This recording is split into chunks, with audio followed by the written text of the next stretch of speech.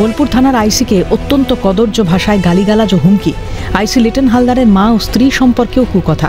Audio clip viral হতেই রাজ্য জুড়ে নিন্দার ঝড়। বিতর্কে জড়িয়েছেন বীরভূমের দুর্দণ্ড প্রতাপশালী তৃণমূল নেতা অনুব্রত মণ্ডল। দুটি জামিন অযোগ্য সহ মোট 4টি ধারায় মামলা দায়ের করে থানায় তলব করা হলেও শারীরিক অসুস্থতার দোহাই দিয়ে বারবার হাজিরা এড়িয়েছেন অনুব্রত। অবশেষে বৃহস্পতিবার বোলপুরের এসডিপিও দপ্তরে হাজিরা দেন কেষ্টমণ্ডল। এবার তদন্তের গতি প্রকৃতি নিয়ে তৎপর জাতীয় মহিলা কমিশন। 72 ঘন্টার মধ্যে তদন্তের খুঁটিনাটি জানাতে নির্দেশ দেওয়া হয়েছে রাজ্য পুলিশকে। বৃহস্পতিবারই এই নির্দেশ দেওয়া হয় জাতীয় মহিলা কমিশনের তরফে। কুকথা প্রসঙ্গে জাতীয় মহিলা কমিশনের সদস্য অর্চনা মজুমদার বলেন, এটা অত্যন্ত দুঃখজনক ও হতাশাজনক, পশ্চিমবাংলার জন্য অত্যন্ত অসম্মানজনক। একই সঙ্গে প্রশ্নের মুখে পুলিশের ভূমিকাও। এটা খুব দুঃখজনক, হতাশাজনক, পশ্চিমবঙ্গের জন্য অসম্মানের। আমি নিজে একজন বাঙালি, কলকাতার হয়ে আমি মনে করি বাংলার মেয়েরা আজকে কোথায়।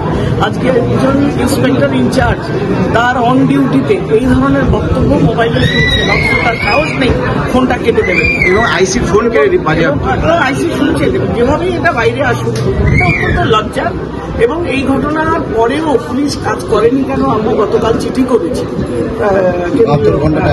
আমরা করেছি, এবং তাকে কেন অ্যারেস্ট করা হয়নি, তার ফোন কেন সিজ করা হয়নি, কেন সে অসুস্থ বলে 5-6 দিন ঘুরিয়ে দিল, অন্যান্য ক্ষেত্রে এগুলো করা হয় কিনা আমরা সব জানতে চাই।